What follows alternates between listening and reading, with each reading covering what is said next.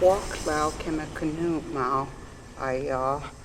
Kaselasan kitna skui saw sek. Kaselasan kitna skui saw ha letma. Kaselasan kitna skui tween kepa.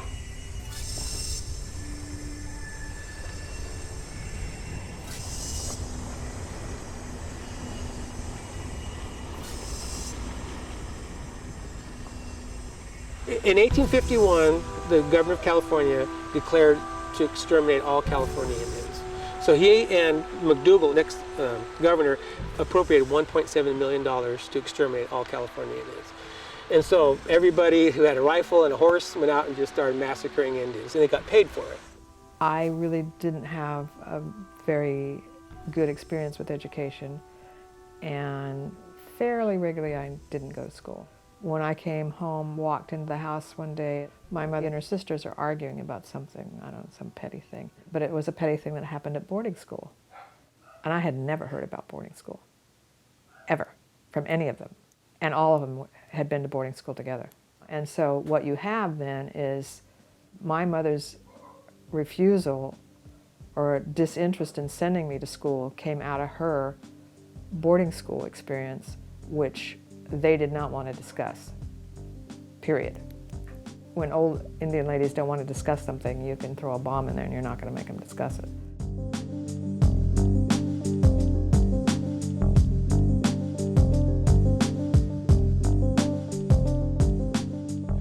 So they would come and capture the children and take them and send them away, and they'd be gone up to 12 years. So they'd leave, be taken around 4 to 6 years old by force, sent away until they were 17, 18 years old, and they'd be sent back, if they made it back at all. That was probably one of the hugest breaks in culture and tradition and language, because they forced us to be apart. You know, and you came back and your grandma's talking to you in full-on Dane-eat, and they're going like, I love you, I respect you, but I can't hear what you're saying, you know what I mean? So we had a lot of sociological problems develop out of that. And the institution's philosophy was, kill the Indian to save the man. That's John Burke's philosophy. So they had to eradicate who we were and re-social and culturalize us into an American, right? So it was pretty brutal. As a filmmaker commissioned by the California Endowment to spotlight stories in its Building Healthy Communities initiative, I was drawn to this beautiful place where Native Americans have fought for centuries to reclaim their traditions, language, and power, and most recently, join others to transform the education system.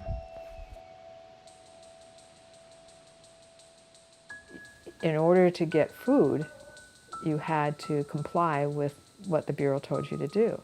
So if you wanted to get your delivery of food, you would have to say, yes, I'll send my children to school. So, you know, those things were all tied together. So that does not create a real good sense in grown-ups about, let's send our children to school.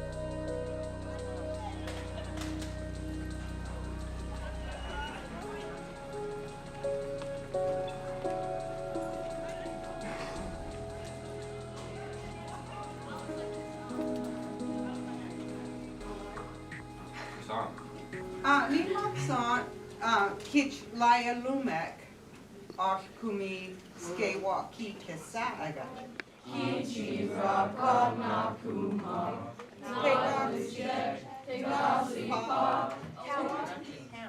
Again? So one way we can give students a buy-in is show them something that they yearn for or that their family does, and you give them like, wow, I can really come to school and actually see part of like my culture being represented here. Because for a lot of times, kids, they never see that. Yurok would be a inequity nickname from Danu.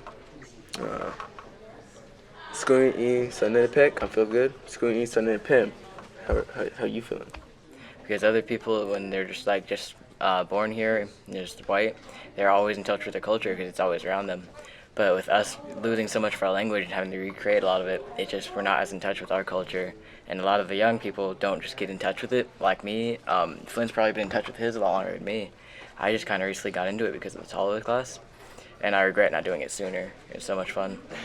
Without the language, we're nothing.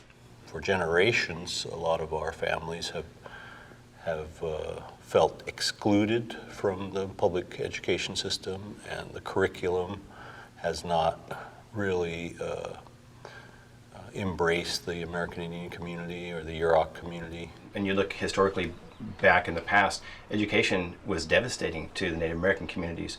There's a lot of distrust that sense carries forward, and there's this deep pain there. So when you look at a class like the Yurok language or the Tolowa language, now we have a place for kids to, one, feel, hey, my culture has some value because it's in the schools. But beyond that, you saw kids in the classroom that were not Native American also. So that probably wouldn't have happened 30 years ago. It would have been a class for Native American students to be a part of. And when I walk in there, I see students now that have a genuine interest in cultures and language. We have about 20% Hispanic. Language was what first brought me to this story, and its potential to unlock a people's power. The language classes at Del Norte High School are an exemplary case study of what can happen when students, parents, teachers, and administrators work together to address a history of inequity in education. 2 years ago, the AG did a report on elementary truancy. One of the highest truancy rates is Margaret Keating. I can see because I know what school, what it is. And I'm like, how am I supposed to run a country with 11-year-old dropouts? You can't do that anymore. It doesn't work. We have substandard schools in the test scores, in our graduation rates, in our how many kids can get into universities. Members of the Klamath Local Organizing Committee wanted to address the inequities at the Margaret Keating Elementary School. Systemically, student achievements were very low. The families felt ignored by the district. The school had no internet as late as 2015. We had low attendance and very, very high suspension rates among our kindergarten through 5th grade. As parents, we know that if I don't lay him a good foundation now, I'm gonna have a high schooler who just doesn't care because no one has cared so far. It's just another barrier in front of our kids. Margaret Keating does not have Yurok language. We're on the Yurok reservation. There's 3 schools on the Yurok reservation, and one of them doesn't have Yurok language. That's a problem.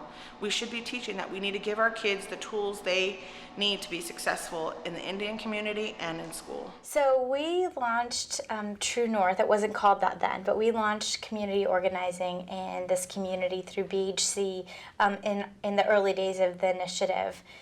Because we knew that to make long-term equity change, we would need to have the people most affected by the problem, the people closest to the pain, be actively engaged in creating the solutions. We chose the PICO organizing model as the model to implement here locally because we believed that there was power in residents coming together around their shared values. So we hired community organizers, and we organized in neighborhoods, and we used schools as the anchor organizations in the early days of the work.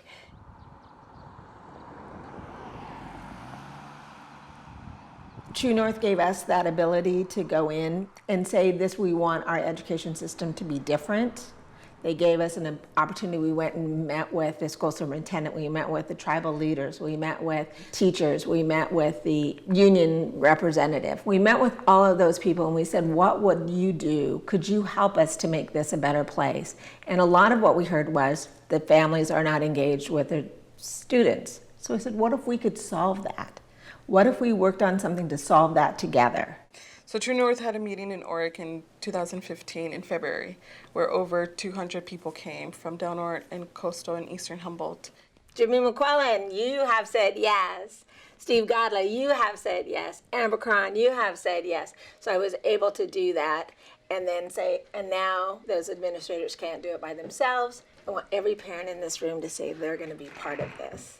If you believe it, stand up. It was great. It was amazing. People who hadn't participated in the democratic process, like disenfranchised youth at the alternative high school or undocumented moms out in Smith River, they were engaged in a public process where they asked for change from policymakers. So for me, an immediate win would look like, for one, the school acknowledging that Klamath matters, that our kids matter, that we matter, and that they've heard our voice. Because as to date, we have not even felt, we asked to be on the school board agenda this last round, and the superintendent denied us because he said he felt that their technology person was doing the best that he could do, and so we didn't even get added to the agenda.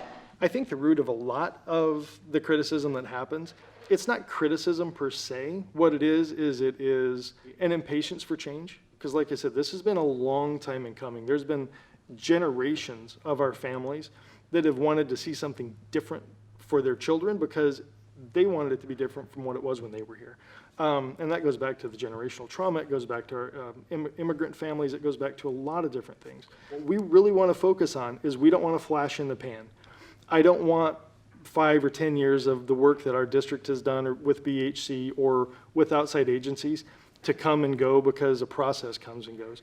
I want us to be able to have a sustainability plan. I want us to internalize it. I want it to transform, reshape, retool, and become part of the culture of what happens here. And I think the biggest impact that had, and what I heard over and over people saying they'd never seen before, is that level of mutual support.